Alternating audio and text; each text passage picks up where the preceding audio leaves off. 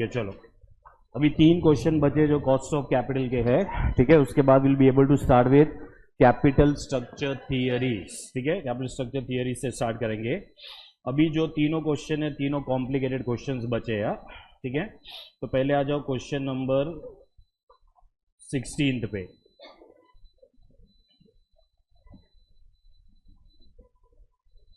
चलो question number 16, then will go forward in question number 17।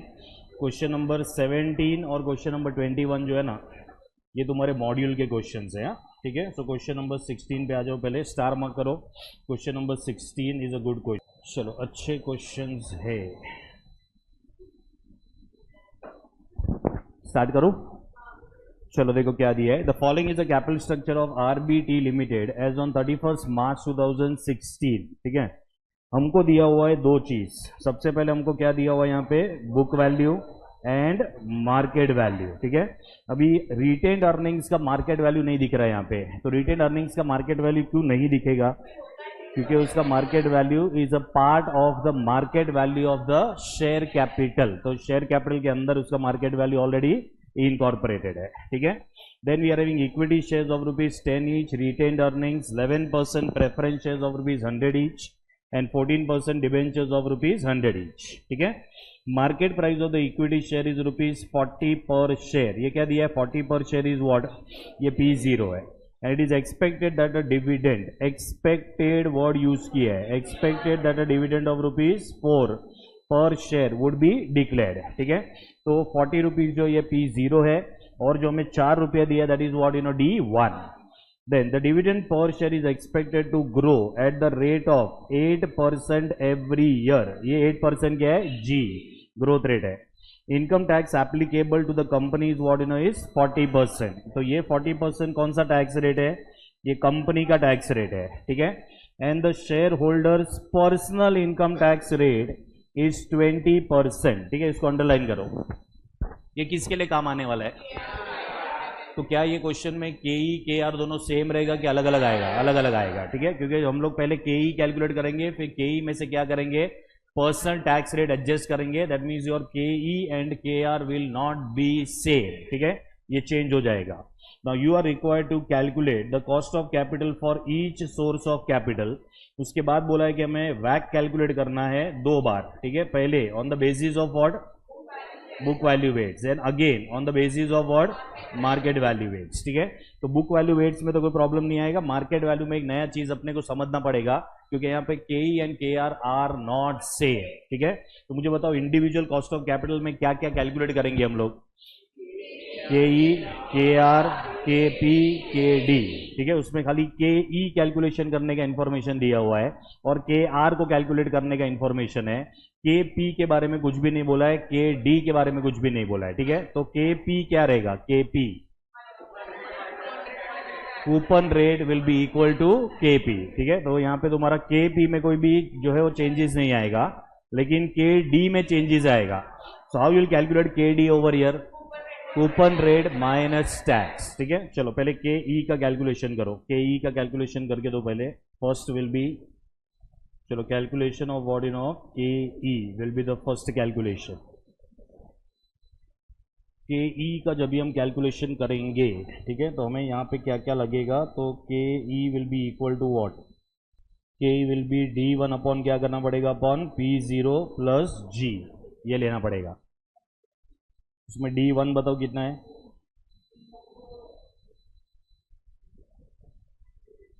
4 will be divided by what, G कितना है 0.08, तो 0.18 which is nothing but 18%।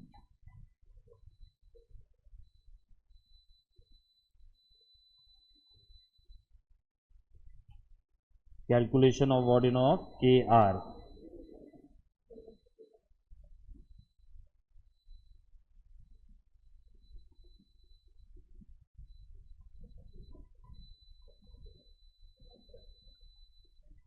चलो K R कैसे calculate करोगे, so K R will be equal to K E into 1 minus क्या करना पड़ेगा, personal tax,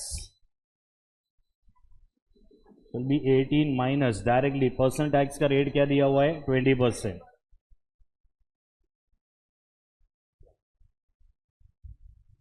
कितना रहा है 14.4%.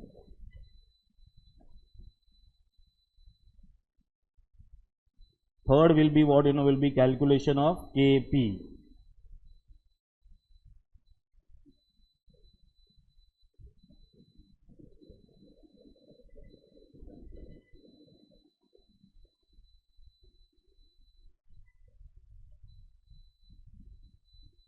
Now for KP calculation, KP में कुछ भी नहीं दिया हुआ है, so KP will be equal to the coupon rate, which is what percentage 11%.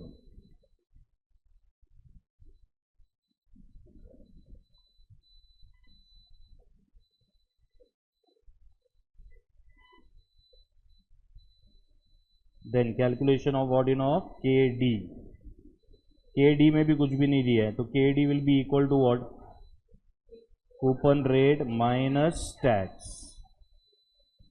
यहाँ पे कौन सा टैक्स लोगे पर्सनल के अपना कंपनी का तो इसका पर्सनल टैक्स कितना यहाँ पे 14% कूपन रेट है.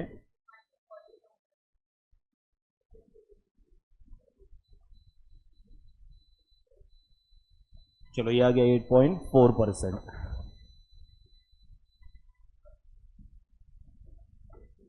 हाँ कहाँ पे किसके अंदर. हाँ हाँ रुक जा, पहले अपन ये फर्स्ट ये करेंगे फिर मार्केट वैल्यू उसका दूसरा सॉल्यूशन है. हाँ तो पहले हम लोग ये वाला करेंगे फिर मार्केट वैल्यू के हिसाब से भी करवा रहा हूँ. चलो यहाँ क्योंकि इंस्टीट्यूट ने 2 सॉल्यूशन दिया है इसका, तो हम लोग पहले फर्स्ट वाले पे जाते हैं नॉर्मल वाले पे, then we will go for what for market value वाला पार्ट. ठीक है. चलो यहाँ पे आएगा फिर calculation of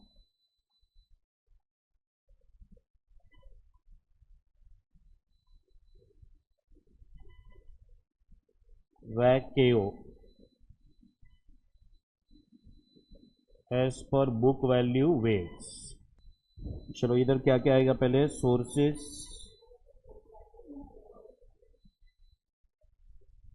book value, cost of capital and cost.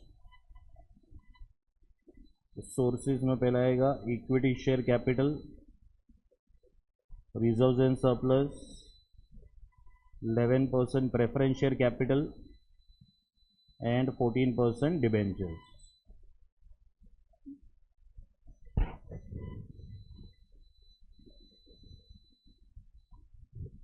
चलो इक्विटी शेयर कैपिटल का बुक वैल्यू कितना दिया हुआ है 50 लाख.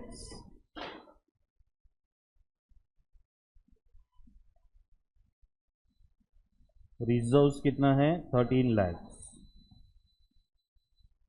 प्रेफरेंस शेयर कैपिटल कितना दिया हुआ है 7 लाख.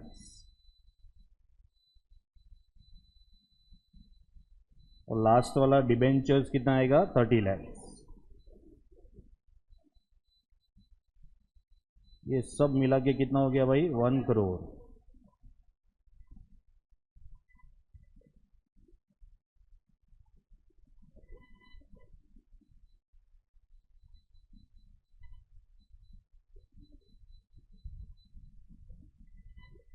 कॉस्ट बता, cost 16,000 divided by 1 crore.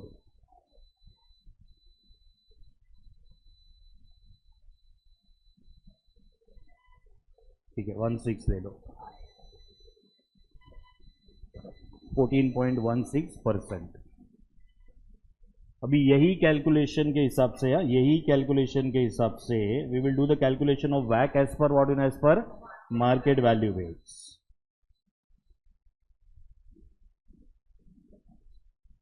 So calculation of WACC, which is nothing but what KO as per market value weights.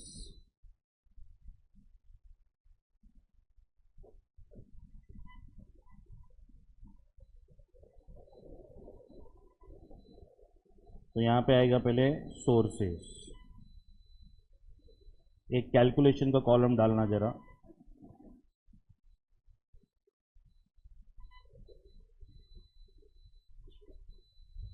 Sources calculations, फिर आएगा मार्केट वैल्यू, फिर आएगा कॉस्ट ऑफ कैपिटल और लास्ट में क्या आएगा, कॉस्ट।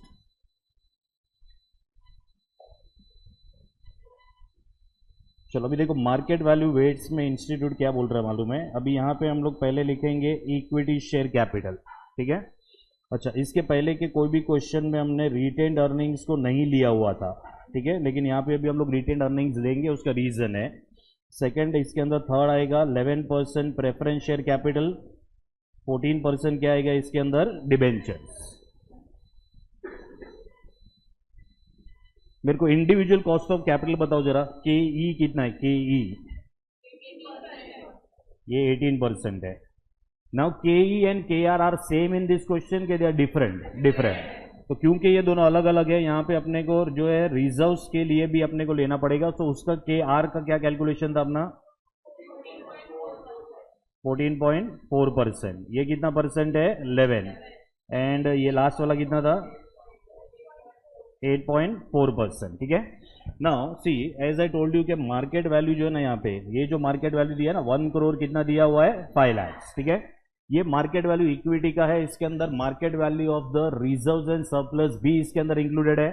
अभी हमें क्या करना पड़ेगा मालूम है, क्योंकि के ई और के आर ये दोनों सेम नहीं है, ये दोनों क्या नहीं है, सेम नहीं है। इसके लिए you have to break this particular what you know market value of the equity into market value of equity shares and the what you know and the market value of what you know market value of retained earnings, ठीक है। अच्छा, हम लोग यहाँ पे क्यों break करेंगे उसको, क्योंकि what is not same over here, your K E and K R both are what you know both are not same. क्योंकि सेम नहीं है, हमें ये टोटल मार्केट वैल्यू को ब्रेक करना पड़ेगा between equity and what you know equity and reserves and surplus, ठीक है। तो हम उसको कौन से रेशियो में ब्रेक करेंगे मालूम है, वो जो बुक वैल्यू तुमको दिख रहा है ना, वो रेशियो में इसको क्या करना पड़ेगा, इसको ब्रेक करना पड़ेगा, right. So what is the book value, you can see over here. तो ये 50 lakhs है और ये कितना है, 13 lakhs। तो 50:13 के रेशियो में क्या कर देंगे, इसको ब्रेक कर देंगे, ठीक है। हमने इसको ब्रेक क्यों किया वो तुमको समझा गया, ठीक है। क्योंकि यहाँ पे what is not same, your K E and K R both are not same, तो इसको ब्रेक करना पड़ेगा। इसको ब्रेक करेंगे बुक वैल्यू के रेशियो में। तो मेरे को बताओ यहाँ पे कैलकुलेशन में क्या आएगा, इक्विटी शेयर कैपिटल में 1 crore 5 lakhs into 50 divided by 63, और यहाँ पे आएगा 1 crore 5 lakhs into 13 divided by क्या करना पड़ेगा, 63। चलो इनके मार्केट वैल्यूज बताओ क्या मिला, 83 lakhs 333, और दूसरे वाले का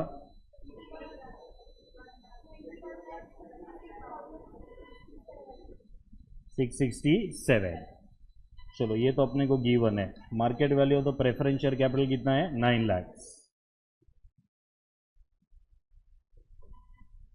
and we are market value of debenture कितना है 36 lakhs। चलो ये फर्स्ट पार्ट समझा तुम लोग को। मुझे बताओ क्या नया था ये क्वेश्चन के अंदर, मार्केट वैल्यू हमें ब्रेक करना पड़ेगा। कौन सा मार्केट वैल्यू ब्रेक करना पड़ेगा, जो टोटल इक्विटी का जो दिया था ना, उसको ब्रेक करना पड़ेगा between what and what, between equity and what and reserves and surplus. क्यों हमने ब्रेक किया वो तुमको समझा, हाँ, because the K E and K R both are not same, तो इसके लिए क्या करना पड़ेगा, उसको ब्रेक करना पड़ेगा, ठीक है। चलो अभी इसका ऑल्टरनेटिव सॉल्यूशन है which is more logical solution. अभी ऑल्टरनेटिव में जो पहला है ना, के ई का कैलकुलेशन सेम रहेगा।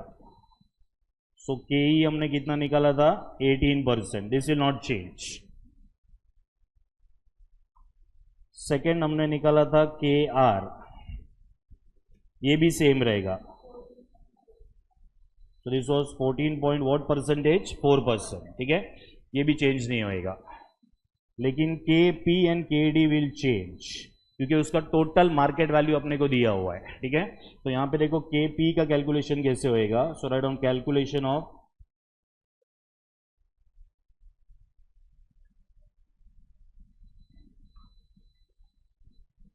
KP will be equal to preference dividend divided by market value into what, into 100.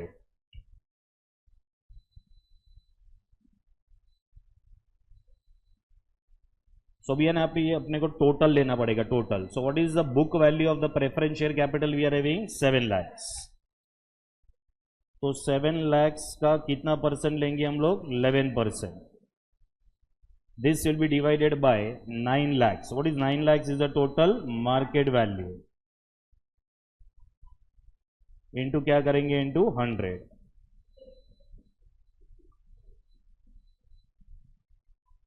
8.56%.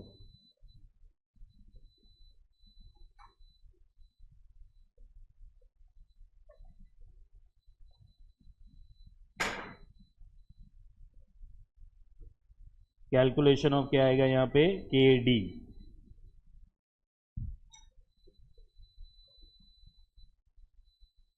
क्या करोगे के डी में? 1 माइनस टैक्स अपॉन क्या लोगे? Market value into what? Into 100.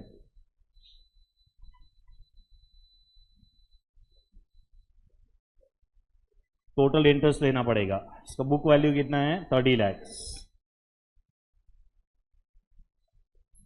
30 lakhs into 14% into 1 minus tax. What is tax rate? 40%. This will be divided by how much? 36 lakhs into 100. कितना percent आ रहा है? 7%. हाँ, फिर वापस से केओ का कैलकुलेशन करो बुक वैल्यू के हिसाब से और मार्केट वैल्यू के हिसाब से. तो टेबल का बाइफर्केशन चेंज नहीं होएगा, खाली individual cost of capital change होएगा. हाँ,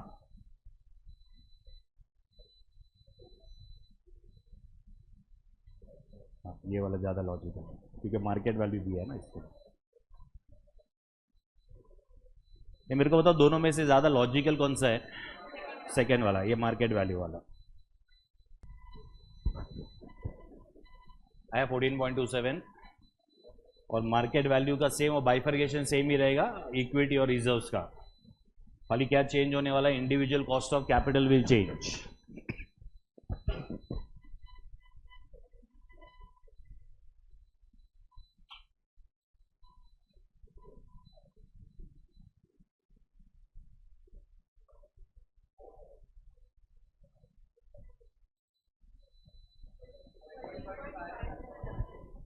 ये रॉन्ग है.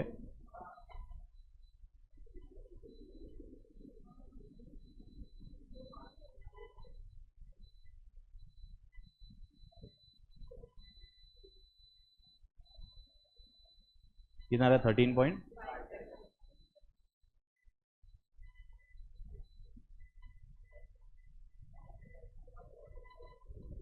अच्छा, मार्केट वैल्यू का 14.27 है.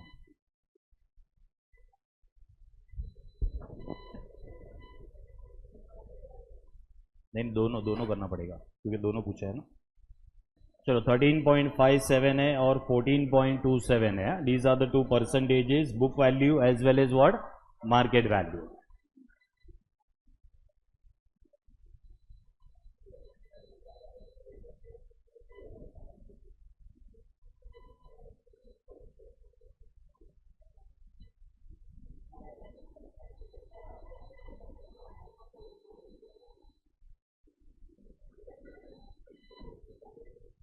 चलो हुआ. आ जाओ क्वेश्चन नंबर 17 पे आ जाओ. Question number 17.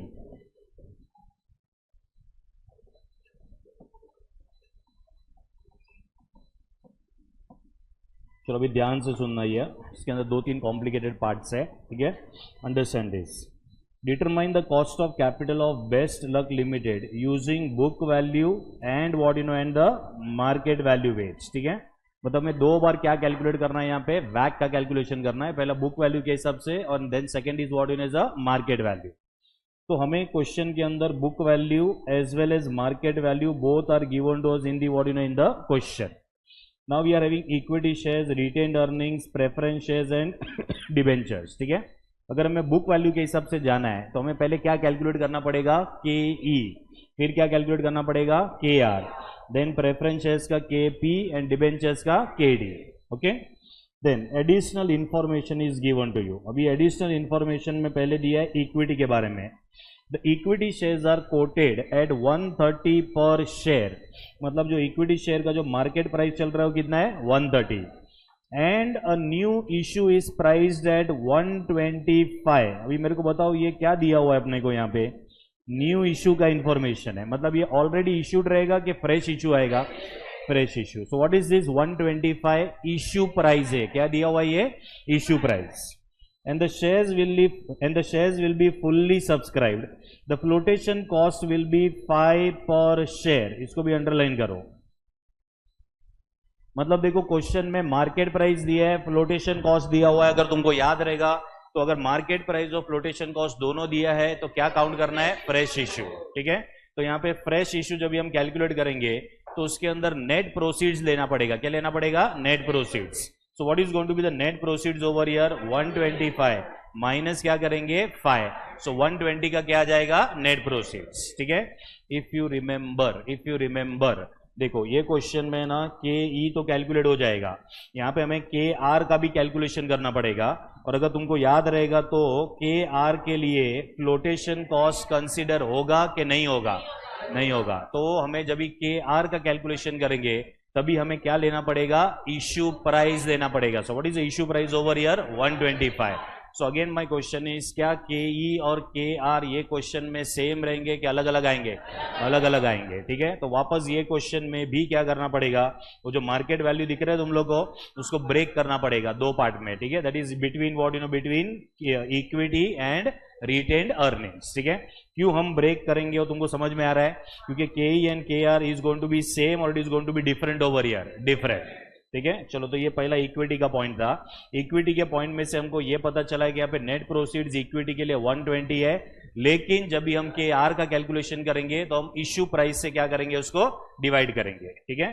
देन डिविडेंड का इंफॉर्मेशन दिया है, during the previous 5 years the dividend have steadily increased from 10.60 to 14.19 per share, and the dividend at the end of the current year is expected to be 15 per share। मेरे को बताओ ये क्या information है, पहले तो D1 दे दिया अपने को, ठीक है। दूसरा हमें बोला है कि डिविडेंड जो है कांस्टेंट है कि डिविडेंड का ग्रोथ हुआ है, ग्रोथ हुआ है, बराबर है। तो 10.60 से ग्रो के कितना हो गया है वो 14.19 पर शेयर, ठीक है। तो मेरे को बताओ ये जो ग्रोथ हुआ रहेगा ये नॉर्मल सिंपल इंटरेस्ट के हिसाब से ग्रो हुआ रहेगा कि कंपाउंडिंग के हिसाब से हुआ रहेगा, कंपाउंडिंग के हिसाब से हुआ रहेगा, ठीक है। So 10.60 must have grown to how much, you know 14.19 per share over a period of how many years, 5 years, ठीक है। तो ये इंफॉर्मेशन अपने को काम आएगा to calculate the what you know, calculate the growth rate, that is nothing but what you know g, ठीक है। मेरे को बताओ इसमें जी कैसे कैलकुलेट करेंगे,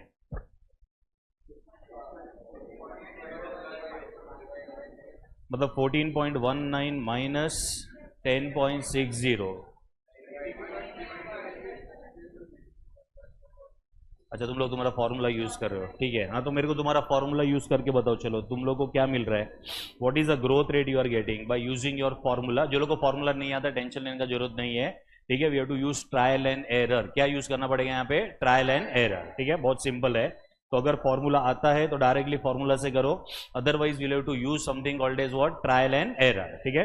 ट्रायल एंड एरर मतलब यहाँ पे ग्रोथ रेट तुमको फेक के देखना पड़ेगा कि बरोबर है कि नहीं है, ठीक है, मतलब अज्यूम करना पड़ेगा, that is called as what, trial and error, right. सुनो अभी जो लोग को फॉर्मूला नहीं आता है, फॉर्मूला यूज करने का जरूरत भी नहीं है। मेरे को ना पहले ये बताओ, सपोज अगर यहाँ पे ग्रोथ रेट 5% रहेगा, ठीक है, 5%, तो हम क्या करेंगे मालूम है, एड 5%, तुम्हारा अभी का डिविडेंड का अमाउंट कितना है 10.60 है, तो तुम है ना कैलकुलेटर पे चेक करो 10.60 प्लस 5% ऐसा 5 बार करके देखो, और तुम ये चेक करो कि तुम्हारे 5th ईयर के एंड पे ये डिविडेंड का अमाउंट कितना हो रहा है, 13.53। मतलब अगर यहाँ पे ये 5% से अगर ग्रोथ हुआ रहेगा 5% से, तो तुम्हारा 10.60 हैज टू बिकम 13.53। अभी मुझे बताओ कि ये तुम्हारा 10.60 13.53 हुआ है कि उससे ज्यादा हुआ है, क्वेश्चन के अंदर ज्यादा हुआ है, ठीक है। तो हमें इंटरेस्ट रेट बढ़ाना पड़ेगा, तो 6% पे चेक करो,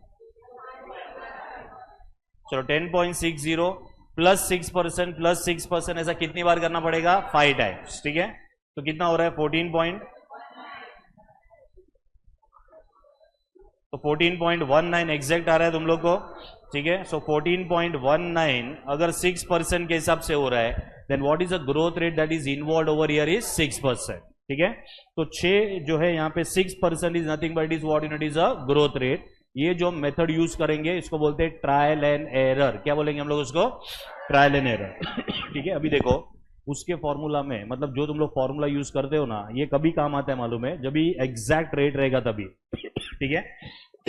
क्या ऐसा हो सकता है कि ग्रोथ रेट 5 और 6 के बीच में भी हो सकता है? ठीक है।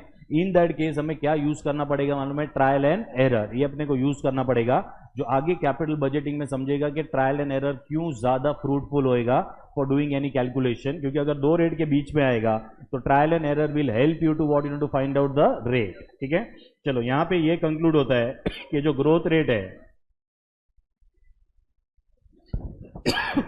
यहां पे जो ग्रोथ रेट है दैट इज व्हाट परसेंटेज? 6%, ठीक है। चलो फिर आगे देखो, preferences 15% preferences with the face value of 100 would realize 105 per share। मेरे को बताओ ये क्या दिया हुआ है?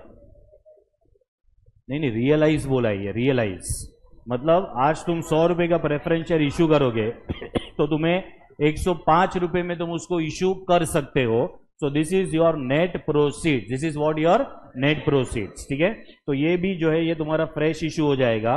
तो 105 रुपए के हिसाब से तुम्हें प्रेफरेंस शेयर्स का क्या कैलकुलेट करना पड़ेगा? केपी का कैलकुलेशन होएगा, ठीक है। तो ये हो गया तुम्हारा प्रेफरेंस शेयर्स का। डिबेंचर्स के उधर स्टार मार्क करो। नाउ अंडरस्टैंड डिबेंचर्स का क्या दिया है। मैं रीड करूंगा, कुछ भी नहीं समझेगा, फिर उसको थोड़ा अलग वे से अपने को समझना पड़ेगा कि एग्जैक्टली ये डिबेंचर्स में है क्या।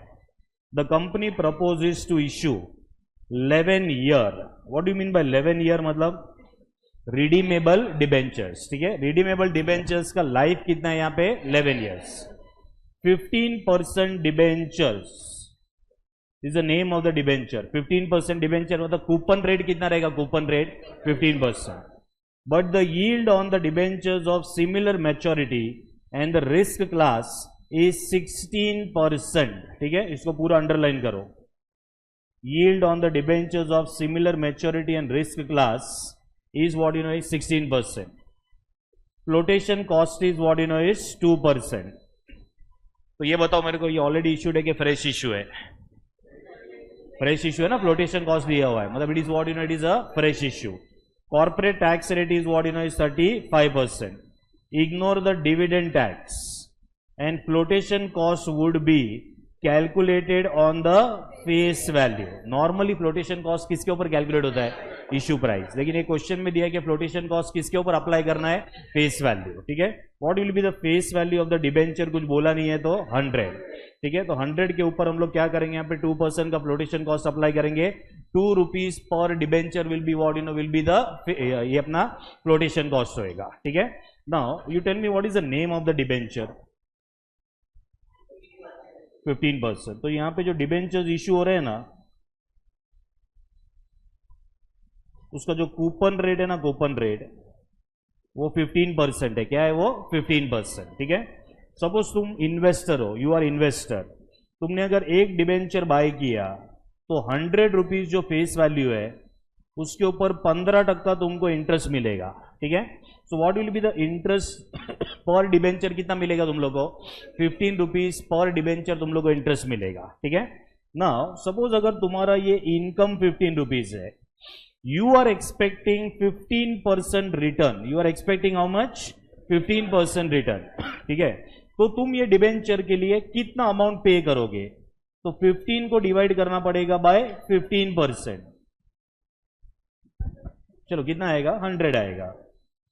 मतलब अगर तुम्हें 15 रुपया तुम्हारे पॉकेट में चाहिए और तुम्हारा एक्सपेक्टेड रेट ऑफ रिटर्न कितना है? 15%, how much you will be able to give for per debenture? तो तुम 100 रुपीज रेडी हो इन्वेस्ट करने के लिए, ठीक है।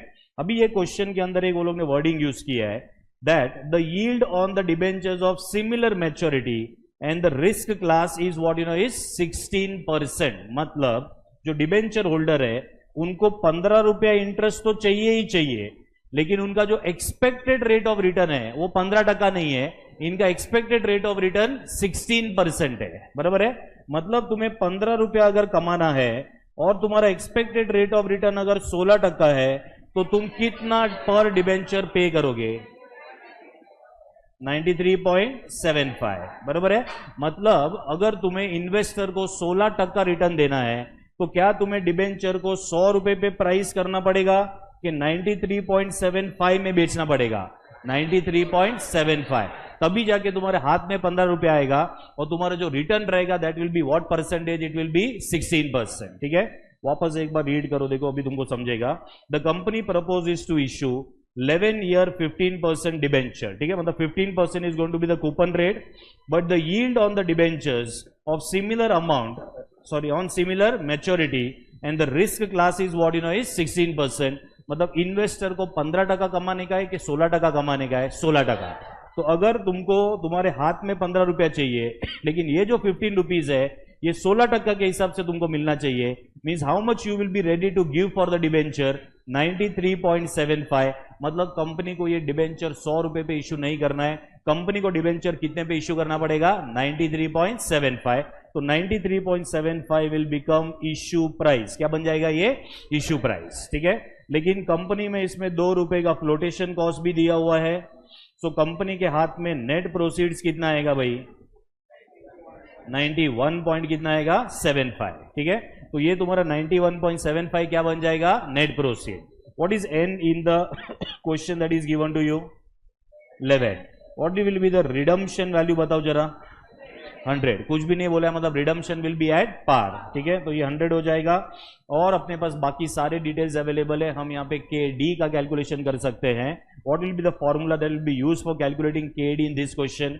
Interest into 1 minus tax plus R V minus N P divided by N, the whole upon R V plus N P upon 2 into 100। ये वाला फॉर्मूला अपने को यूज करना पड़ेगा। ठीक है, इसके ऊपर पूरा का पूरा नोट दे रहा हूं मैं तुम लोग को, बट हैव यू अंडरस्टूड इसमें 16% का क्या मीनिंग है? समझ में आ रहा है? सो इफ यू वांट 16%, लेकिन तुम्हारा इनकम तुमको कितना चाहिए? 15 रुपया, तो तुम कितना रुपीज पर debenture you will be ready to pay? Will be how much?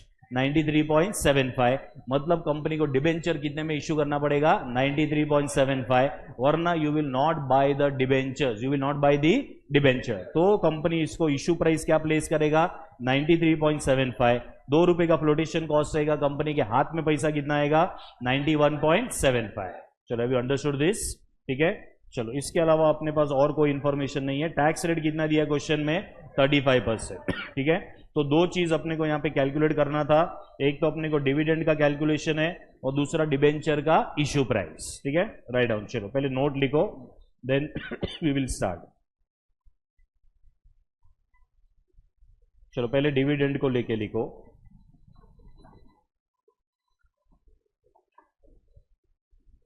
चलो, it is given that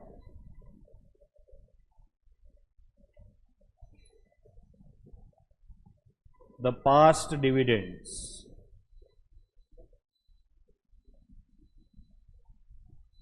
for 5 years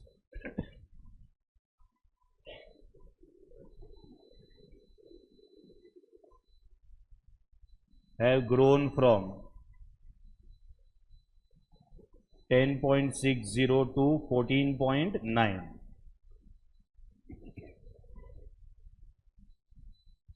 It is given that the past dividends for 5 years have grown from 14.19. It is given that the past dividends for 5 years have grown from 10.60 to 14.19, comma, this indicates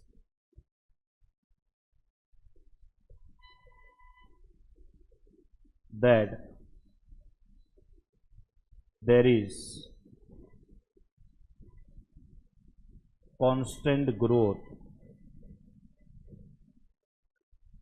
in the dividend.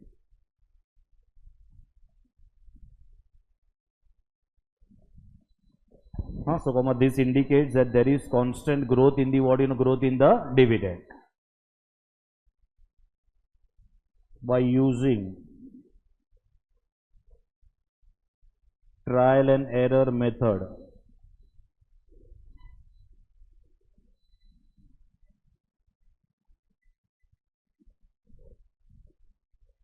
Such dividend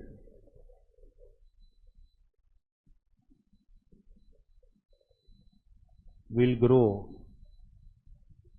at 6% per annum from 10.60 to 14.19 in 5 years.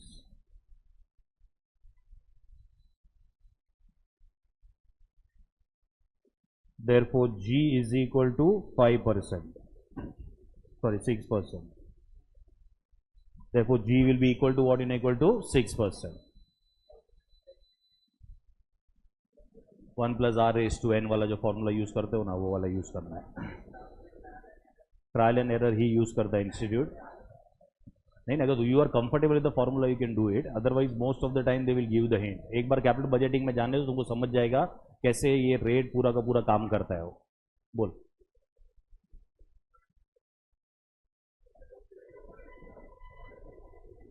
हाँ ठीक है, that is also okay. चलेगा.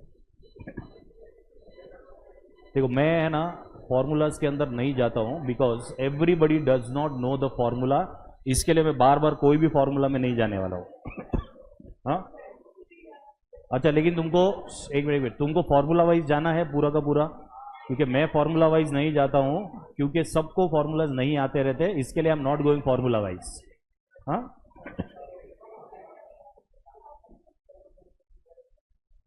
चलो write down. इसके अंदर लिखो calculation of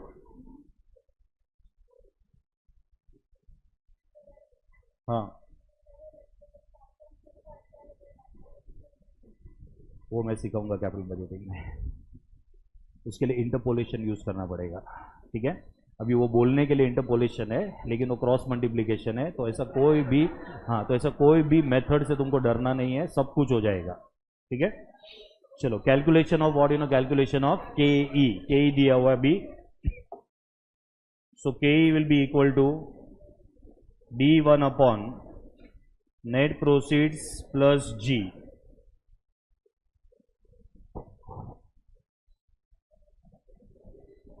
D1 question में available है, चेक करो जरा. कितना दिया था? 15. 15 divided by 125 minus 5 plus 0.06.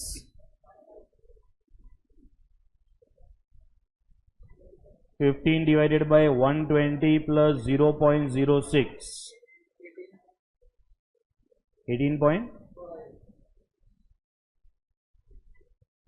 So this KE is 18.5%. क्या ये क्वेश्चन में KE will be equal to KR? नहीं. क्यों नहीं होएगा ऐसा? क्योंकि तुम्हारा KR will be calculated at what at issue price. ठीक है, तो सेकेंड कैलकुलेशन लिखेंगे हम लोग यहां पे.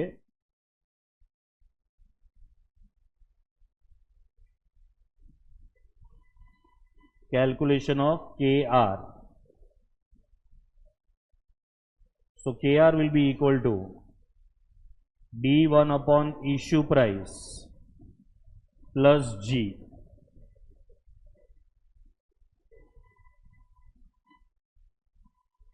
The star mark करके रखो.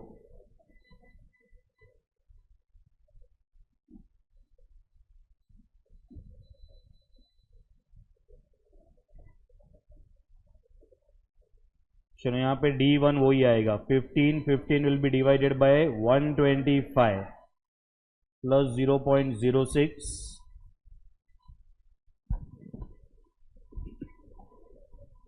कितना परसेंट है? 18.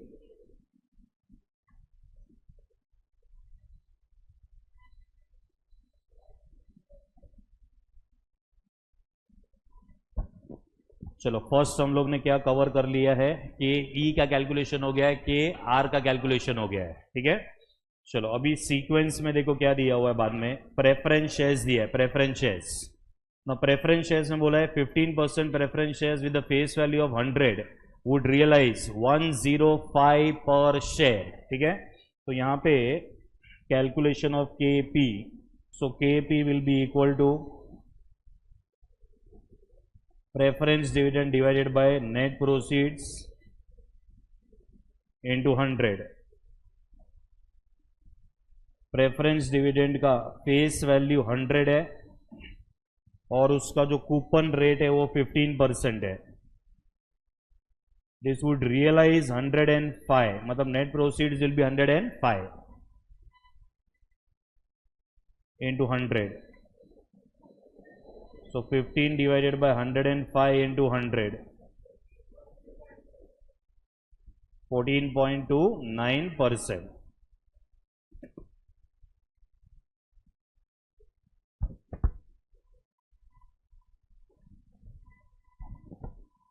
चलो ये दोनों कैलकुलेशन समझा, आई मीन के ई कैलकुलेशन, के आर कैलकुलेशन, के पी कैलकुलेशन, ठीक है। अभी डेट के अंदर क्या करना पड़ेगा, तो पहले हमें चाहिए इश्यू प्राइस। अपने को क्या लगेगा, पहले इश्यू प्राइस, ठीक है। तो इश्यू प्राइस का एक्सप्लेनेशन मैं दे देता हूं यहां पे, सो दैट बाद में तुम लोग रीड करोगे तो भी तुमको समझ जाएगा। So write down, it is given that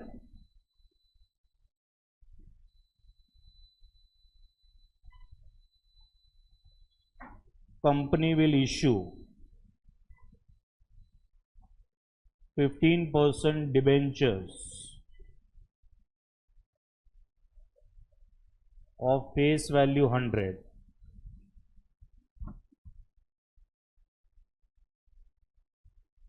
It is given that company will issue 15% debentures of face value how much, 100. Therefore,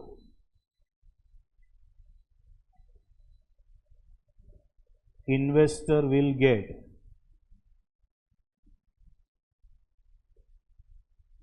interest income of 100 into 15%, that is how much, 15 for debenture है ये। Investors required rate of return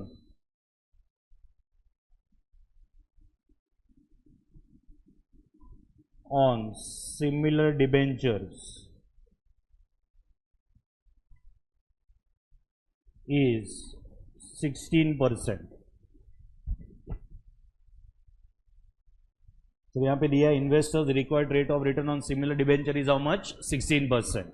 मतलब ये debenture holder को 15 रुपया तो चाहिए ही चाहिए, लेकिन ये 15 रुपए का परसेंटेज रिटर्न कितना चाहिए, 16, ठीक है।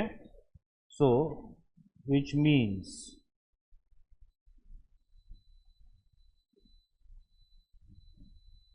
investor wants ₹15 interest, but at 16% rate of return.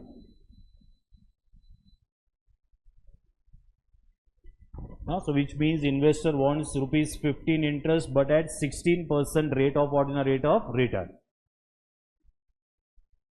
Therefore, the price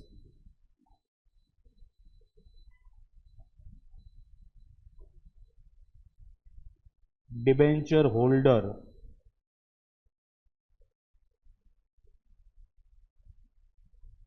will be willing to pay is equal to interest upon required rate of return,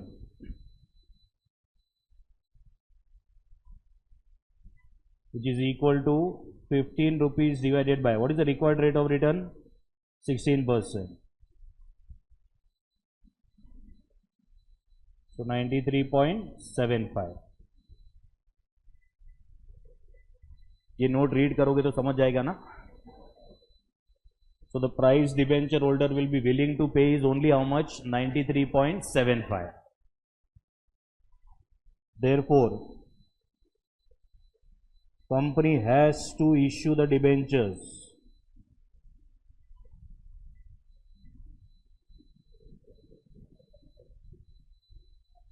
at 93.75 flotation cost is equal to face value into 2%, which is 100 into 2%, which is 2 per debenture. Therefore net proceeds will be equal to 93.75 minus 2, which is 91 point कितना हो जाएगा 75.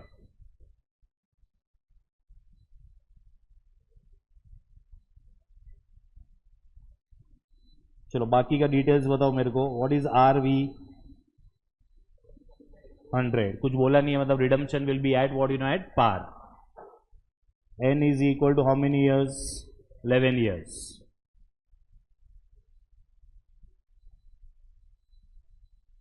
Interest is equal to 100 into 15%, which is 15.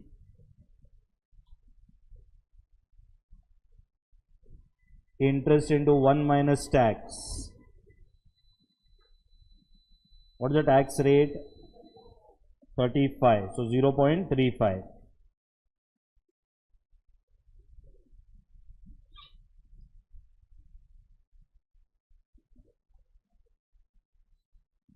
तो ये आ जाएगा 9.75.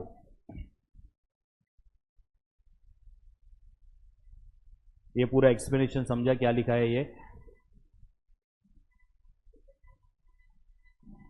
कहां से बाकी है? So KD will be equal to interest into 1 minus tax plus RV minus NP upon N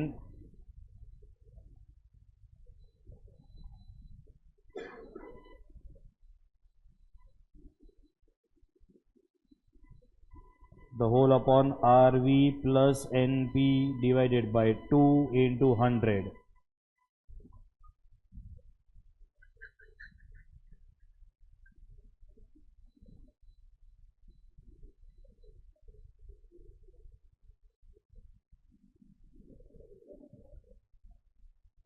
क्या हो गया चाहिए? अरे परेशान कर रहे हैं.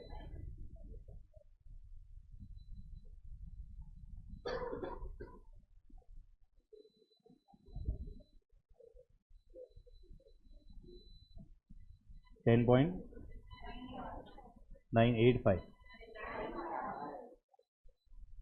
Okay 10.95.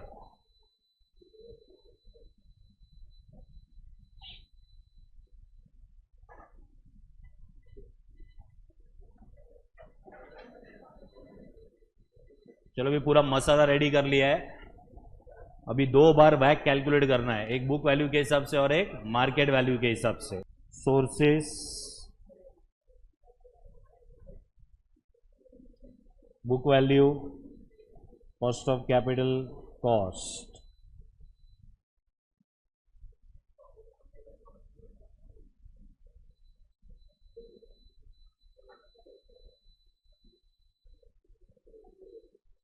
Equity shares,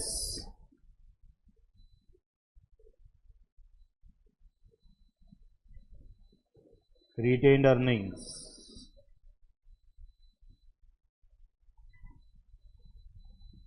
preference shares or debentures,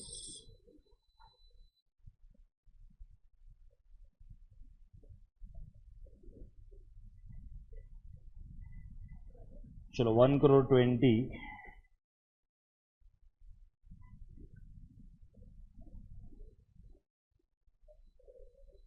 30, 36 and then 9.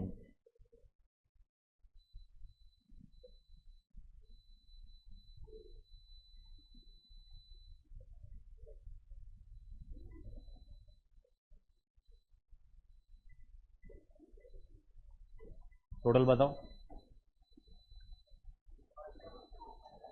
1 crore 95 lakh. Cost बताओ, कॉस्ट कितना है?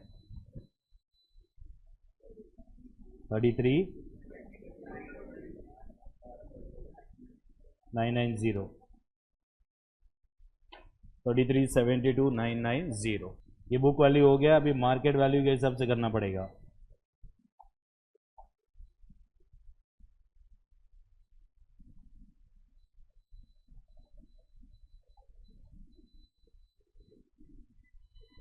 इधर कैलकुलेशन डालना पड़ेगा। क्या ये क्वेश्चन में हम इक्विटी शेयर्स को ब्रेक करेंगे, इक्विटी शेयर्स और रिटेन्ड अर्निंग्स में? यस। क्यों करना पड़ेगा उसको ब्रेक? क्योंकि केई केआर दोनों अलग अलग है, इसके लिए ब्रेक करना पड़ेगा। कौन से रेशियो में ब्रेक करेंगे बताओ जरा? बुक वैल्यू के रेशियो में ब्रेक करना पड़ेगा। Market value, cost of capital and cost. चलो टोटल कितना है? मार्केट वैल्यू 2 करोड़ है।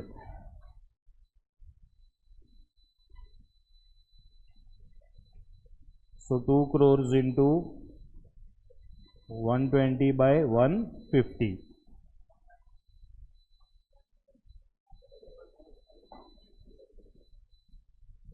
60 lakhs ना? 1 करोड़ 60 lakhs।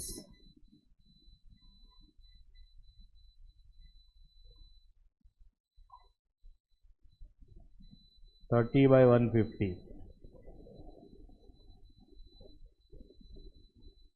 40 lakhs। प्रेफरेंस क्या है? 33,75,000। ये दिया हुआ है क्वेश्चन में, एंड 10,40,000 ये भी दिया हुआ है।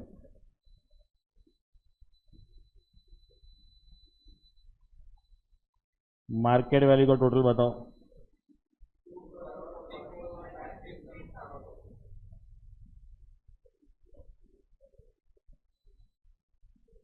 WACC KO will be equal to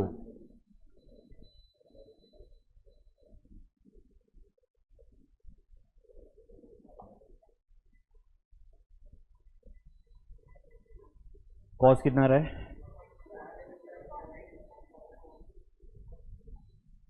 168। Percentage 5।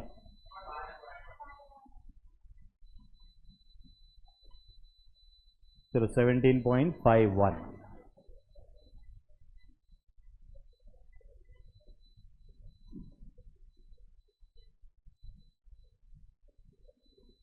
ये लास्ट का दोनों क्वेश्चन समझा तुम लोग को? हाँ, उसमें थोड़ा रिटेन्ड अर्निंग्स को लेके अलग था, हाँ? बाकी everything else is same only. हाँ, डिबेंचर वाला ये वाले क्वेश्चन में अच्छे अच्छे पॉइंट्स थे। क्या क्या फॉर्मूला?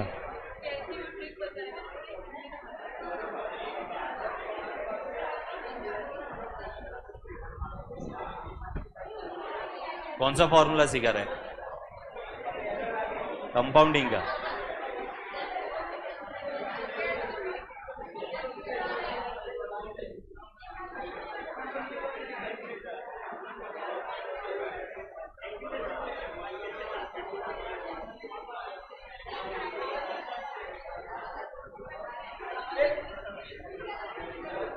हमें कंपाउंडिंग नहीं, डिस्काउंटिंग करना है ज्यादा। डिस्काउंटिंग टेक्निक यूज होएगा।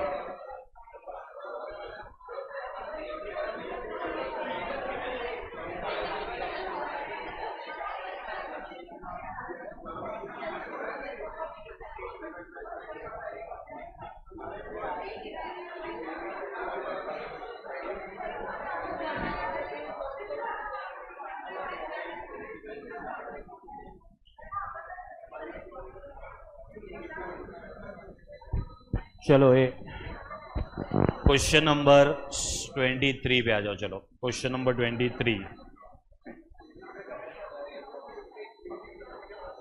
इसके पहले वाला क्वेश्चन भी मॉड्यूल का था, ये क्वेश्चन भी मॉड्यूल का है। ये 2-3 बार आरटीपी में आ चुका है, ठीक है? चलो सुनो अभी। ABC limited has a following capital structure. ध्यान से, ABC limited has a following capital structure examine which is considered to be optimum। Underline करो, टू बी ऑप्टिमम को। मतलब ये जो कंपनी है उनका ये जो कैपिटल स्ट्रक्चर है, कैपिटल स्ट्रक्चर मतलब बैलेंस शीट कौन से साइड का बात कर रहे हैं हम लोग? Liability side. तो इनका जो कैपिटल स्ट्रक्चर है ये ऑप्टिमम है, तो ऑप्टिमम को अंडरलाइन करो और उधर लिखो this is the best capital structure for them. ठीक है, मतलब ये बेस्ट कैपिटल स्ट्रक्चर है उनके हिसाब से। Now what is the meaning of the best capital structure? Right now है ना, राइट नाउ उन्होंने ना 2 लाख रुपया इन्वेस्ट किया है बिजनेस में। तो ये जो 2 लाख रुपया वो लोग ने इन्वेस्ट किया है, उसमें से डिबेंचर का प्रपोर्शन 30,000 है, फिर प्रेफरेंस का प्रपोर्शन 10,000 है, एंड इक्विटी का जो प्रपोर्शन है वो है 1,60,000। मतलब ये लोग दुनिया में कोई भी प्रोजेक्ट करेंगे आगे जाके, अगर उन्हें 1 रुपए का कोई नया प्रोजेक्ट करना है, कितने का? 1 रुपए का, बराबर है, तो उसके अंदर डिबेंचर भी रहेगा, प्रेफरेंस भी रहेगा और इक्विटी भी रहेगा। ये तीनों रहेंगे उनके कैपिटल स्ट्रक्चर के अंदर, ठीक है। तो 1 रुपए के अंदर इसका प्रपोर्शन कैसे हम लोग यहां पे उसको फाइंड आउट करेंगे? तो तुम्हें लेना है 30,000 डिवाइडेड बाई 2 lakhs, तो तुम्हें पता चलेगा कि 1 रुपए के अंदर डिबेंचर का वैल्यू कितना है। चलो कितना आ रहा है? 0.1 कैसे आएगा? 0.15, तो 0.15।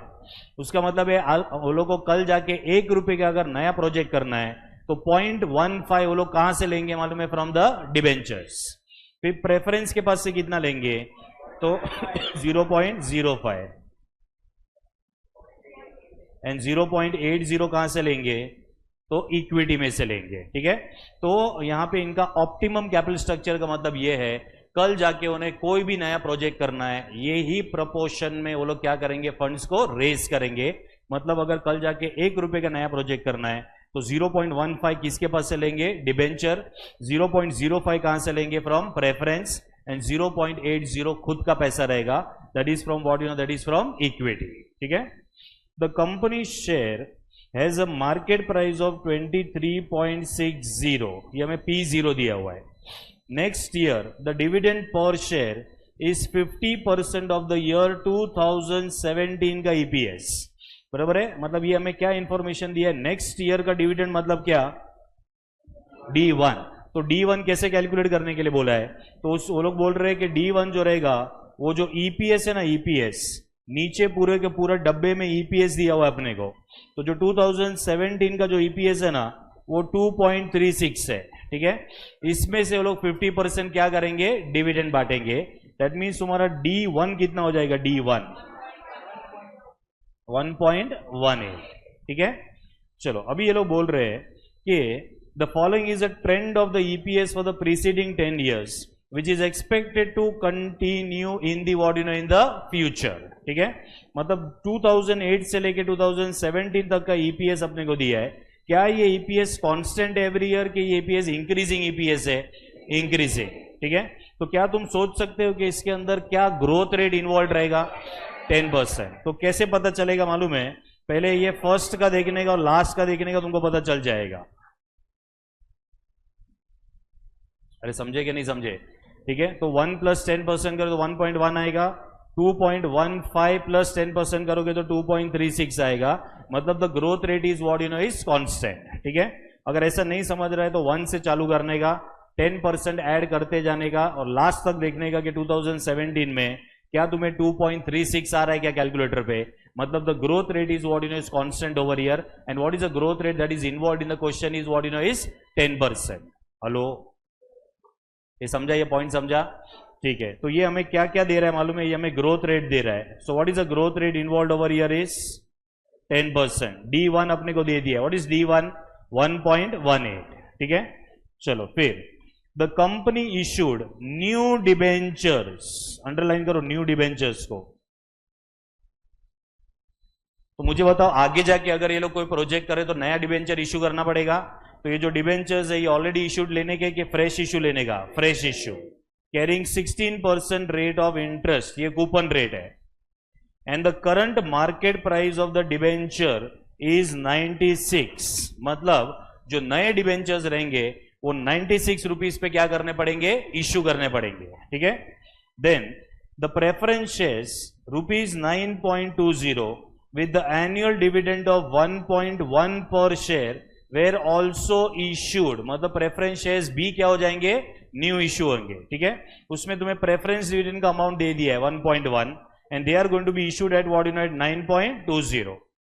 The company is in 50% tax bracket. क्या क्या कैलकुलेट करना है हमें? तो 4 रिक्वायरमेंट है क्वेश्चन का। तो पहला ए रिक्वायरमेंट है calculate after tax cost of new debt, मतलब ओल्ड डेट का कैलकुलेशन करना है कि नए केडी का कैलकुलेशन है, न्यू केडी का कैलकुलेशन है। Then cost of new preferences, ठीक है, and new equity shares assuming the new equity from retained earnings, ठीक है। अब ये ब्रैकेट में क्या लिखा हो मैं बाद में एक्सप्लेन करता हूं, पहले मेरे को ये बताओ कि इसमें रिक्वायरमेंट क्या है क्वेश्चन का। ए वाला पार्ट का रिक्वायरमेंट बताओ क्या है। नया केडी, नया केपी और नया के, लेकिन ब्रैकेट में लिखा है assuming the new equity from where, from retained earnings. मतलब ये लोग नया शेयर्स इश्यू नहीं कर रहे हैं, ये लोग रिटेन्ड अर्निंग्स को यूज करने वाले for what, in for doing the project. मतलब हमें के ई चाहिए कि के आर चाहिए, के आर चाहिए, and that K R will be equal to what, equal to K. समझा रिक्वायरमेंट, समझा, ठीक है। तो अभी ये तीन रिक्वायरमेंट तो बहुत सिंपल है। एक बार ये इंडिविजुअल कॉस्ट ऑफ कैपिटल मिल जाएगा तो तुम्हें बी का कैलकुलेशन भी मिल जाएगा, क्योंकि बी में पूछा है calculate the marginal cost of capital when no new shares are issued. What do mean by no new shares are issued? मतलब हम पूरा रिटेन्ड अर्निंग यूज करेंगे, मतलब तुम्हें के आर लेके पूरा का पूरा कैलकुलेशन करना है, ठीक है। तो मुझे बताओ इंडिविजुअल कॉस्ट ऑफ कैपिटल में क्या क्या आएगा। पहले क्या आएगा के डी, फिर क्या आएगा के पी, फिर K R which will be equal to K. पहले ये दोनों रिक्वायरमेंट समझा तुमको, ठीक है। तो पहले हम लोग है ना सिर्फ ए और बी के ऊपर कॉन्सेंट्रेट करते हैं, then will go for C and D, ठीक है। चलो राइट डाउन। फर्स्ट आएगा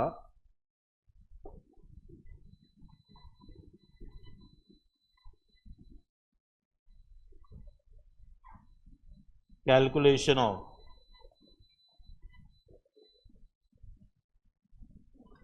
individual cost of Capitals.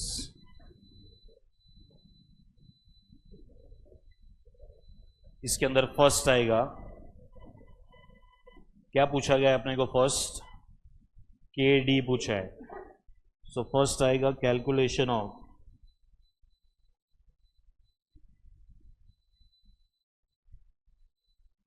New के D, calculation of what, in of new के डी। अभी क्वेश्चन के अंदर देखो केडी के बारे में क्या बोला है। Company issued new debentures carrying 16% rate of interest and the market price of the debenture is how much, 96, ठीक है। तो पहले ये बताओ कि इसके अंदर फेस वैल्यू कितना आएगा, 100। What will be the coupon rate over year, 16%। जो ओल्ड डिबेंचर्स है ना उसका कूपन रेट देखो कितना है, यहाँ पे 14% है, लेकिन जो नए डिबेंचर है उसका कूपन रेट कितना आएगा, 16%, ठीक है। और इसको क्या प्राइस पे इशू किया जाएगा, 96, ठीक है। चलो, तो ये परपेचुअल डिबेंचर है कि रिडीमेबल डिबेंचर्स है, परपेचुअल, क्योंकि रिडम्पशन का कोई डिटेल्स अवेलेबल नहीं है, ठीक है। तो यहाँ पे देखो क्या क्या इंफॉर्मेशन अवेलेबल है। So we are having face value is equal to 100, coupon rate will be 16%, question में टैक्स रेट 50% दिया हुआ है, 0.50, issue price is equal to net proceeds is equal to 96। अभी फिर हमें पहले इंटरेस्ट निकालना पड़ेगा, interest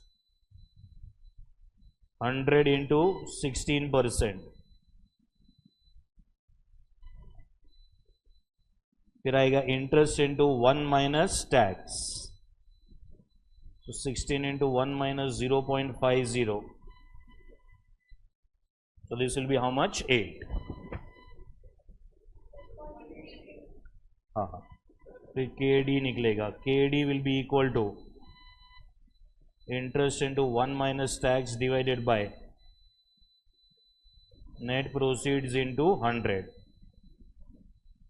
so this will be 8 divided by 96 into 100, 8.33%।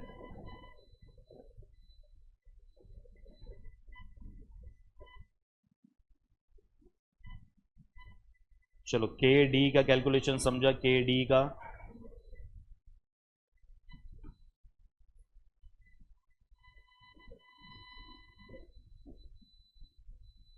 फिर आएगा calculation of what, you no, के पी।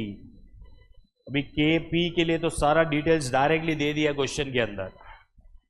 सो के पी का कैलकुलेशन में आएगा preference dividend divided by net proceeds into 100। कितना है प्रेफरेंस डिविडेंड 1.1, कितने पे इशू करने वाले हैं 9.2 इंटू वॉट इंटू 100,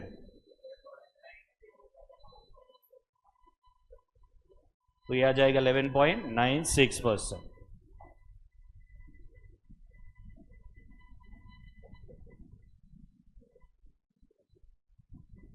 फिर आएगा calculation of K are. Here KR will be equal to what, equal to KE.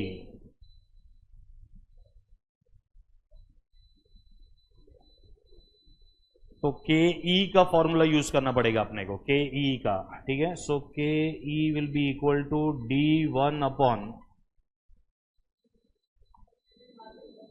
P0 plus क्या करेंगे प्लस G।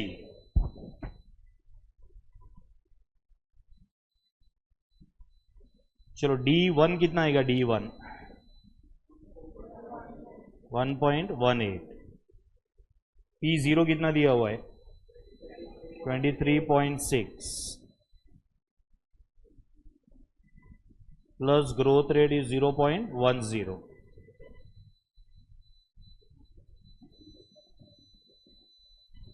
कितना रहा है 15%, 15 ही ना।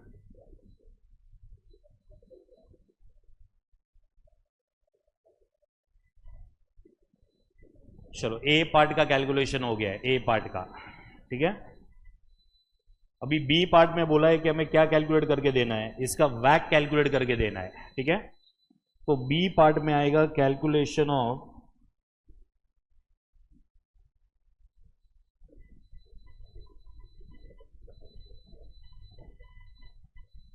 वैक, दैट इज केओ।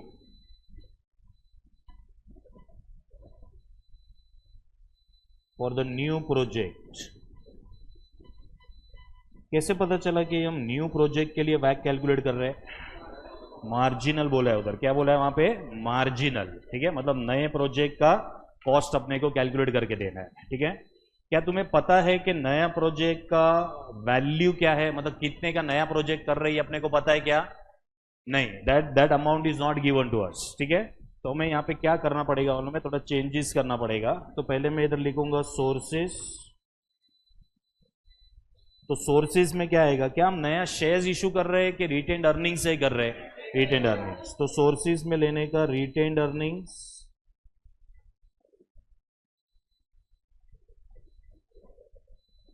फिर आएगा प्रेफरेंस शेयर्स, और फिर तीसरा आएगा डिबेंचर्स। क्योंकि हमें कॉस्ट नहीं पता है, मैं इसको 1 रुपी में कन्वर्ट कर रहा हूं। किस में कन्वर्ट कर रहा हूं, 1 रुपी। तो सपोज आगे जाके 1 रुपए का अगर ये लोग को प्रोजेक्ट करना है, तो ये लोग को रिटेन्ड अर्निंग्स कितना यूज करने वाले हैं 0.80, क्योंकि उनका ऑप्टिमम कैपिटल स्ट्रक्चर अपने को क्वेश्चन के अंदर दिया हुआ है। तो कल जाके अगर 1 रुपए का नया वाला प्रोजेक्ट करना है तो 0.80 हम लोग रिटेन्ड अर्निंग्स यूज करेंगे, ठीक है। फिर प्रेफरेंस शेयर्स कितना यूज करेंगे हम लोग 0.05, और डिबेंचर कितना यूज करेंगे 0.15। ये क्या किया, समझा क्या, ठीक है। चलो अगर सपोज यहां पे बोला रहेगा कि 1 लाख का नया ये लोग को प्रोजेक्ट करना है, तो हम यहां पे उसका वैल्यू लिख देते थे, ठीक है। सो 1 लाख के अंदर 80,000 क्या हो जाता था रिटेन्ड अर्निंग्स, ऐसा करके अपने को क्या मिल जाता था, अपने को उसका वैल्यू मिल जाता था, ठीक है। ये क्या हुआ, वेट्स, वेट्स, मतलब 1 रुपए के अंदर नया प्रोजेक्ट का मैंने वेट्स डाला हुआ है यहां पे। फिर यहां पे आएगा कॉस्ट ऑफ कैपिटल, फिर यहां पे लेना है cost of capital into weights.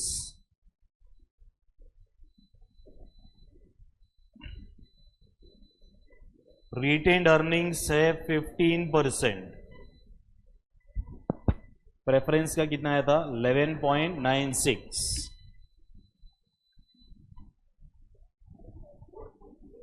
8.33।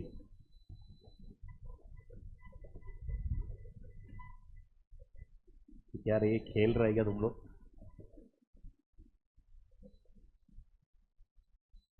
ये 3 टॉपिक में टाइम पास मत करना, वरना टॉपिक ऐसा खेलेगा ना तुम्हारे साथ। अभी तुमको आज का अंदाजा आ गया ना क्या हो रहा है इसमें। हाँ, ये सेम चीज़ घर पे जाके प्रैक्टिस कर लोगे तो एकदम क्लैरिटी आ जाएगा।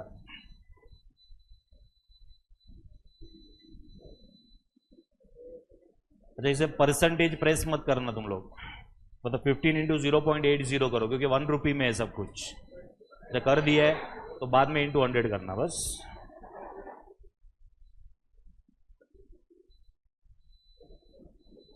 थर्टीन पॉइंट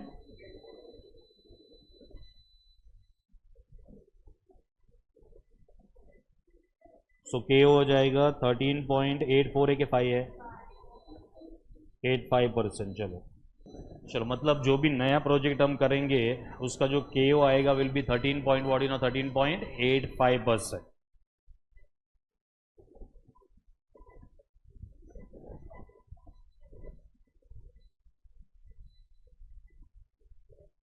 ए और बी पहले क्लियर है क्या, ये बताओ मेरे को।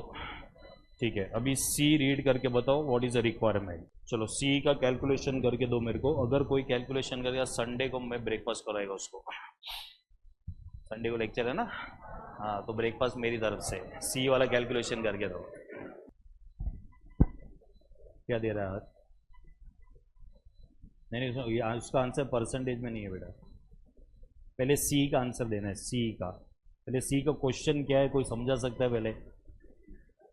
हाँ, मतलब व्हाट इज अ रिक्वायरमेंट, पहले कोई मेरे को रिक्वायरमेंट समझा सकता है, फिर तो अपने को सोचना है कि क्या है वो। व्हाट इज अ रिक्वायरमेंट, सी वाले पार्ट का रिक्वायरमेंट क्या है? Determine the amount that can be spent for capital investment. What is the meaning of capital investment? कोई भी नया प्रोजेक्ट के अंदर जितना भी पैसा हम डालते हैं ना, उसको बोलते हैं कैपिटल इन्वेस्टमेंट। क्या बोलते हैं हम लोग उसको? Capital investment. ठीक है। Before the new ordinary shares must be sold, मतलब कुछ भी नया इक्विटी शेयर्स इश्यू नहीं करना है। ठीक है। And assuming that the retained earnings for the next years investment is 50% of the year 2017, मतलब जो नया प्रोजेक्ट करना है वो पूरा का पूरा रिटेन्ड अर्निंग्स में से करना है। किस में से करना है? Retained earnings. You don't have to go for the issue of ordinary issue of new equity shares. अगर तुमने रिटेन्ड अर्निंग्स अगर यूज किया है नए प्रोजेक्ट के अंदर, ठीक है, तो तुम कितने का प्रोजेक्ट कर सकते हो ये फाइंड आउट करके देना है। This is what you have to find out. 11,800। चलो, और कोई क्या क्वेश्चन बरोबर पूछा है? हाँ, मैं ये बोल रहा हूं कि अगर हम कोई नया कैपिटल इन्वेस्टमेंट करते हैं, ठीक है, तो वो कैपिटल इन्वेस्टमेंट करने के लिए हमें कोई भी नए शेयर्स इश्यू नहीं करने, मतलब हमें पूरा का पूरा अमाउंट किस में से यूज करना है मालूम है? Retained earnings. तो हम नया प्रोजेक्ट कितने का कर सकते हैं ये फाइंड आउट करके देना है। ठीक है। अभी 11,800 इज वन स्टेप, उसके आगे भी कुछ है। हाँ, ये भी हिंट दे रहा हूं मैं। Calculation of the cost of new investment if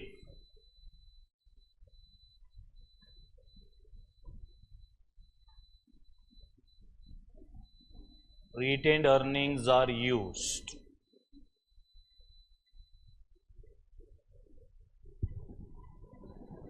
नहीं 5,900 नहीं है, 21,000 भी नहीं है, 14,750 ये करेक्ट आंसर है। 14,000 व्हाट, 14,750। तो 11,800 उसने कैलकुलेट किया था ना, खाली वन स्टेप था वो। ठीक है, देखो बहुत इजी है। मुझे बताओ, अगर हमें नया प्रोजेक्ट करना है, ठीक है, तो हमें कोई भी प्रोजेक्ट करना है तो ये लोग पैसा किधर से उठाते हैं? 3 जगह से उठाते हैं, बराबर है। तो वो जो 3 जगह है वो कौन सा जगह है?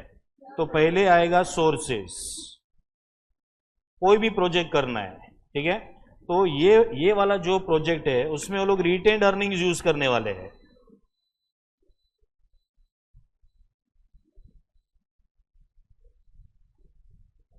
अभी मुझे बताओ, ये रिटेन्ड अर्निंग्स क्यों यूज करना है? क्योंकि ये हम चाहते हैं कि ये रिक्वायरमेंट है, क्वेश्चन का रिक्वायरमेंट है कि पूरा का पूरा जो प्रोजेक्ट है उसमें रिटेन्ड अर्निंग्स पूरा का पूरा यूज करना है। ठीक है। दूसरा, ये लोग खाली रिटेन्ड अर्निंग से पूरा प्रोजेक्ट नहीं कर रहे, ये लोग सामने प्रेफरेंस शेयर्स भी इशू करने वाले हैं। सो प्रेफरेंस शेयर्स भी आएगा और तीसरा डिबेंचर्स भी आएगा। अभी 1 रुपए का प्रोजेक्ट करना है तो रिटेन अर्निंग का प्रपोर्शन कितना है मालूम है? 0.80। सामने वो लोग प्रेफरेंस शेयर्स कितना इश्यू करेंगे? 0.05 और डिबेंचर कितना यूज करेंगे? 0.15। तो 1 रुपए का अगर प्रोजेक्ट करना है तो ये इनका कॉम्बिनेशन रहेगा। रिटेन अर्निंग 0.80 रहेगा, preference shares will be 0.05, debenture will B 0.15। ठीक है, अभी ये लोग बोल रहे हैं कि जो रिटेन अर्निंग्स है ना, रिटेन अर्निंग्स उसमें 10,000 शेयर्स चेक करो तुम लोग क्वेश्चन के अंदर, और एक रुपए का तुम्हारा जो रिटेन अर्निंग्स है एक शेयर का, इट इज 1.18। अच्छा, ये कैसे पता चला 1.18 रिटेन अर्निंग्स है? तो जो कमाया है उसमें से 50% बांटा है, तो बाकी का 50% रिटेन अर्निंग्स रहेगा। सो कहने से 1.18 पर शेयर का रिटेन अर्निंग्स रहेगा। ऐसा 10,000 शेयर्स का टोटल रिटेन अर्निंग्स कितना रहेगा? 11,800। बराबर है? तो अगर ये 11,800 अगर ये लोग पूरा का पूरा रिटेन अर्निंग्स में यूज करेंगे तो तुम्हारा कैपिटल इन्वेस्टमेंट कितने का रहेगा? कैसे कैलकुलेट किया? क्रॉस मल्टीप्लाई किया है। बराबर है? So what is going to be your capital investment, ऐसा क्रॉस मल्टीप्लाई करके कैलकुलेट करना है। So we will be getting what is going to be the maximum amount of investment we can do if you are using the entire reserves and what in reserves and surplus. ठीक है, तो यहां पे capital investment का amount आएगा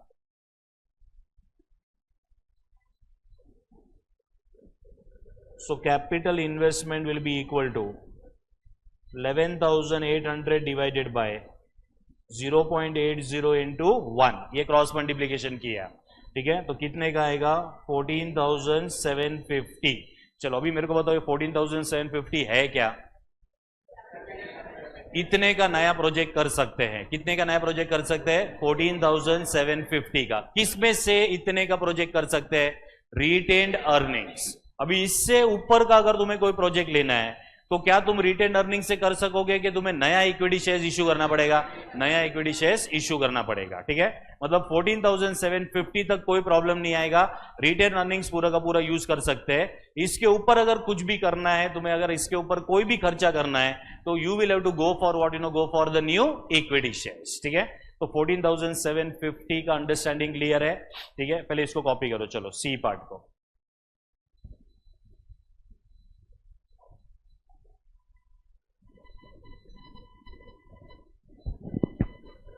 चलो करण 2017 का retain earnings 1.18 नहीं है बेटा, वो ईपीएस है।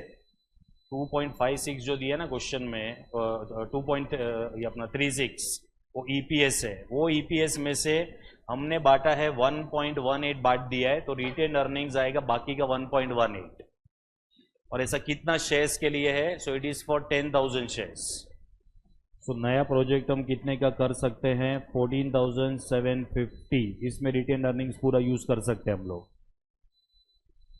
सपोज हमें 15,000 का कोई प्रोजेक्ट करना रहेगा तो अभी न्यू शेयर्स इशू करना पड़ेगा। बराबर है? अगर हमें 20,000 का कोई नया प्रोजेक्ट करना है तो न्यू शेयर्स, मतलब इससे एक भी रुपया एक्स्ट्रा अगर तुमको प्रोजेक्ट में इन्वेस्ट करना है तो उसके लिए you will have to go for issue of what issue of equity shares.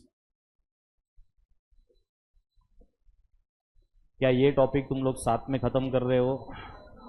हाँ, इसका प्रैक्टिस साथ में करना, ये इसके बाद वाला और कैपिटल बजटिंग। ठीक है, ये साथ में खत्म करना वरना इतना प्रॉब्लम हो जाएगा ना इसमें, ये बहुत ही डेंजरस टॉपिक है। ठीक है, चलो यहाँ तक हो गया सब लोग का। अच्छा, ये डेंजरस सिर्फ आज का लेक्चर का था, इसके पहले सब कुछ नॉर्मल ही है। ठीक है, आज कुछ नया नया नया नया बहुत सारा नया नया आएगा, तो आज का घर पे जाके सेम टू सेम पहले खुद ब खुद क्या कर लेने का, पूरा प्रैक्टिस करने का, तो फुल क्लैरिटी मिल जाएगा कि आज क्या हुआ था वो। ठीक है, चलो अभी डी पार्ट को एक्सप्लेन करो, क्या करना है डी पार्ट में।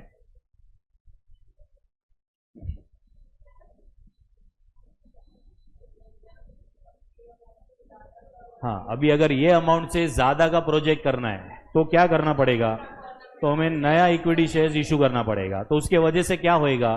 तो जो नया इक्विटी शेयर्स है ना वो 20 रुपए में इशू होएगा। तो क्या चेंज हो जाएगा? के ई चेंज हो जाएगा। क्या चेंज हो जाएगा? के ई। बराबर है? क्योंकि इसके पहले के ई का तुम्हारा फॉर्मूला क्या था? It was D1 upon P0 plus g. अभी तुम्हें फॉर्मूला यूज करना पड़ेगा D1 upon net proceeds plus g. उसमें नेट प्रोसीड्स कितना आएगा? 20। ठीक है, सो तुम्हारा के ई चेंज हो जाएगा। के ई चेंज हो जाएगा तो केओ विल ऑल्सो चेंज, और वही केओ का कैलकुलेशन पूछा है। ठीक है, राइट डाउन। चलो डी वाले में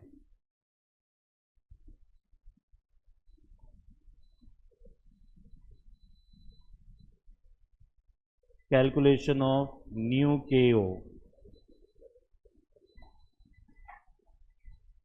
इसमें दो कैलकुलेशंस आएंगे। फर्स्ट कैलकुलेशन आएगा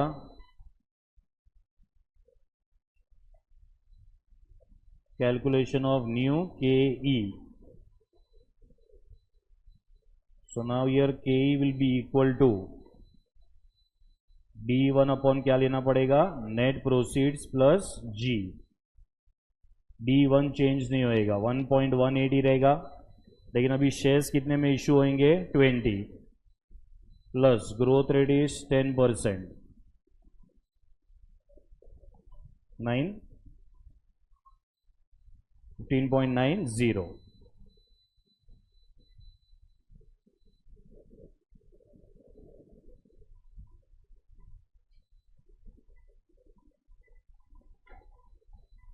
कैलकुलेशन ऑफ न्यू के ओ,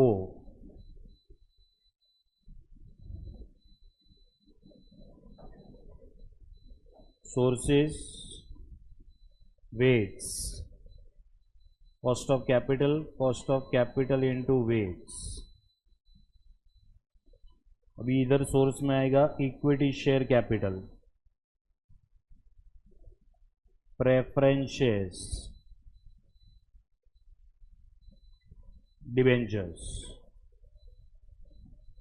कितना आएगा इक्विटी का, वेट्स कितना आएगा 0.80, प्रेफरेंस 0.05, डिबेंचर 0.15। क्या चेंज हो रहा है मेरे को बताओ इसमें, सिर्फ के ही चेंज होएगा। हाँ, सो 15.90, प्रेफरेंस कितना था 11 और ये था 8.33।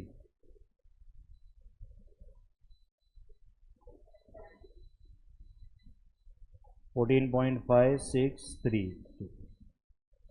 तो ये हो जाएगा न्यू केओ। चलो 14.567 बोला।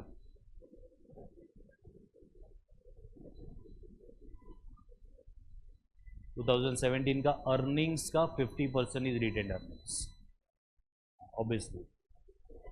नहीं, रिटेन्ड अर्निंग्स का 50% नहीं है, जो अर्निंग्स है उसका 50% इज रिटेन्ड अर्निंग्स, तो 11,800 आएगा।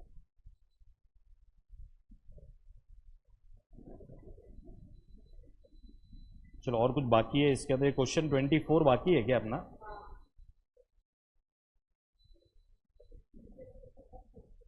नहीं इजी नहीं है, लेकिन है इजी, लेकिन मेरे को यहाँ पे करवाना है। क्वेश्चन 24 करते 5 मिनट में हो जाएगा, ठीक है। देन विल टेक ब्रेक के बाद will start with capital structure theories, ठीक है। हाई लेवल का नॉनसेंस चैप्टर है, क्योंकि कुछ भी आज के डेट में एप्लीकेबल नहीं है। तुम्हारे लिए एक ही काम है, 5 मार्क उसमें से निकालना है, ठीक है। That is the only thing.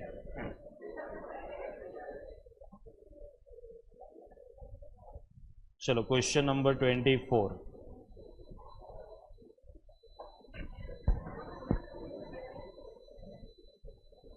नहीं, नाम थियरीज है, लेकिन सॉल्विंग है उसमें भी। हाँ,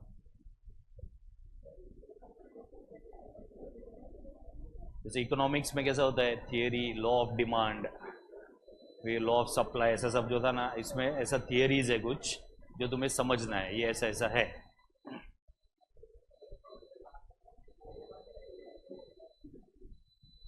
चलो ये क्वेश्चन नंबर 24, ये एक रह गया था एक्चुअली, ये पहले हो जाना चाहिए था, ठीक है, कोई बात नहीं। ये के डी का कैलकुलेशन है इसमें, ठीक है। सुनो इधर, अ कंपनी इश्यूड, सुनो, कंपनी इश्यूड 10,000 ये नंबर है, ठीक है। 15% कन्वर्टेबल डिबेंचर्स ऑफ ₹100 ईच। तो मेरे को बताओ ये 15% क्या है यहाँ पे, कूपन रेट। कन्वर्टेबल डिबेंचर्स है ये। अच्छा, what do mean bye convertible debentures, मतलब ये कन्वर्ट हो जाएंगे into what, into equity shares. और अगर कन्वर्ट नहीं कर रहा है तो सामने कैश मिल जाएगा, ठीक है। ओके, सो इस कन्वर्टेबल डिबेंचर्स ऑफ ₹100, ये तुम्हारा फेस वैल्यू है। Maturity period of what, in of 5 years, ठीक है। तो n is equal to how much, 5। तो कभी भी कन्वर्टेबल डिबेंचर्स आएगा मतलब परपेचुअल डिबेंचर्स होंगे कि रिडीमेबल रहेंगे, redeemable. At maturity, the debenture holders will have the option to convert the debentures into equity shares of the company in the ratio of 1:10, मतलब 10 shares for 1 debenture, ठीक है।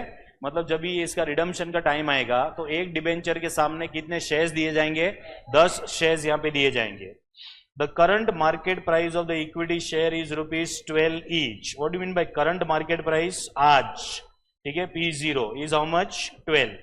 And historically the growth rate of the shares is 5% per annum, मतलब 5 साल के बाद जो है क्या ये शेयर 12 रुपया ही रहेगा कि it is going to grow, और वो क्या रेट से ग्रो होएगा? 5% के हिसाब से, ठीक है। सो कैन यू कैलकुलेट के 5 साल के बाद ये शेयर्स का वैल्यू कितना हो जाएगा? 15.32।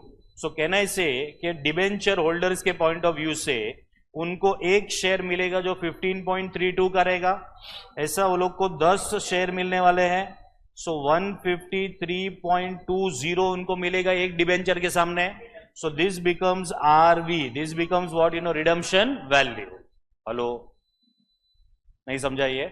देखो, नॉर्मली डिबेंचर के सामने जब भी रिडम्पशन करते हैं तो सामने डिबेंचर के सामने वो लोग क्या दे देते थे? कैश दे देते हैं, ठीक है। यहाँ पे वो लोग क्या करने वाले? यहाँ पे वो लोग कैश नहीं देंगे, सामने क्या देंगे? शेयर्स। तो एक शेयर वो लोग देने वाले हैं कि 10 शेयर देने वाले सामने 10, तो एक शेयर कितना हो जाएगा 5 साल के बाद? 15.32। तो ऐसा 10 शेयर अगर कंपनी ने दिया, सो what is the total value of the shares that will be given is 153.20। So this becomes RV मतलब व्हाट? रिडम्पशन वैल्यू, ठीक है। Compute the cost of debentures assuming 35% what 35% tax rate, ठीक है। अभी मेरे को बताओ यहाँ पे कौन से टाइप का डिबेंचर लेना है इसको?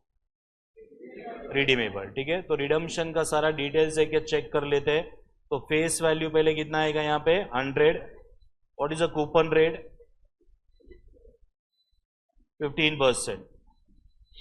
उसके बाद में नेट प्रोसीड्स,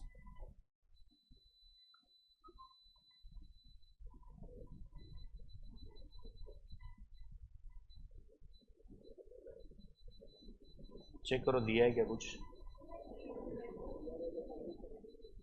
हाँ वो तो आएगा ही, लेकिन नेट प्रोसीड्स भी तो आएगा ना सामने।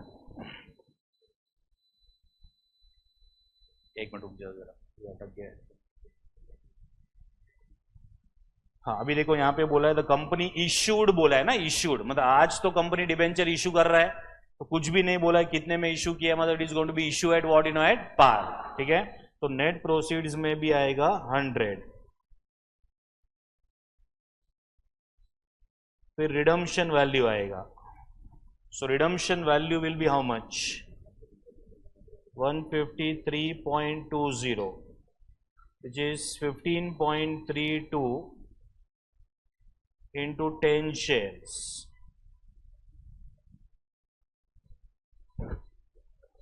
What is n in the question? 5.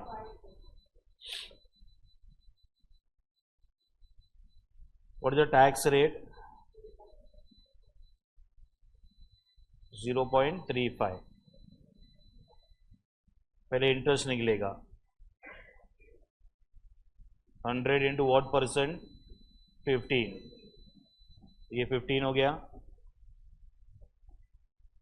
Interest into 1 minus tax which is 15 into 1 minus 0.35, 9.75।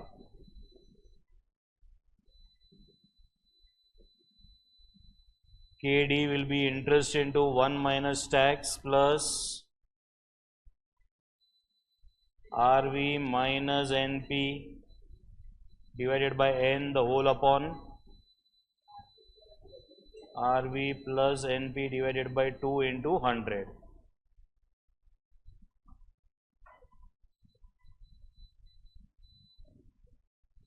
So 9.75 plus what is the redemption value जो हमने डिस्कवर किया है वो 153.20 minus net proceed is 100 divided by 5 the whole upon 153.20 plus 100 upon 2 into 100.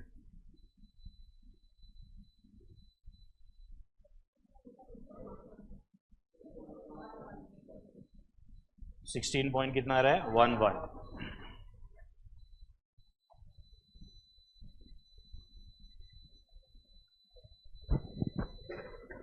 चलो ये cost of capital खत्म हुआ अभी। हाँ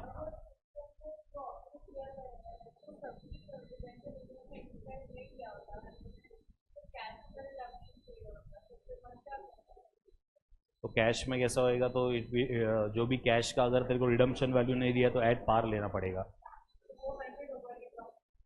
हाँ दोनों का अलग अलग आएगा। हाँ अलग अलग आएगा ना, ऑब्वियस बात है। जो लोग ऑप्ट कर रहे हैं उसका अलग आएगा, जो लोग ऑप्ट नहीं कर रहे हैं उसका अलग आएगा। लेकिन शेयर होल्डर यही ऑप्ट करेगा क्योंकि इसमें वो लोग को फायदा है।